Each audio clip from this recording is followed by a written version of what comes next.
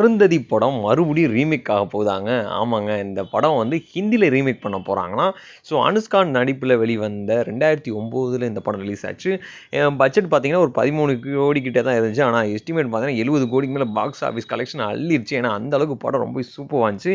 இப்போ இந்த படத்தை வந்து ஹிந்தியில ரீமேக் பண்ணலாம் அப்படின்னு சொல்லி ஒரு பேச்சுவார்த்தை எடுத்திருக்காங்க. ஆனா அனுஷ்கா நடிக்க மாட்டாங்கன்றது தெரியும். சரி, அவங்களுக்கு பதிலா யார் நடிக்க வைக்க போறாங்க அப்படின்னா ஸ்ரீலீலா இருக்காங்களே, அவங்க தான் வந்து இந்த படத்தில் நடிக்க போகிறாங்களாம். ஸோ பாலிவுட்டில் இந்த படம் நடிக்க போகிறாங்க. இயக்குனர் யார் அப்படின்னு பார்த்தீங்கன்னா ரீமேக்கே பேர் போன மோகன் ராஜா தான். தனிவரும் 2 வரும்னு எதிர்பார்த்தாங்க.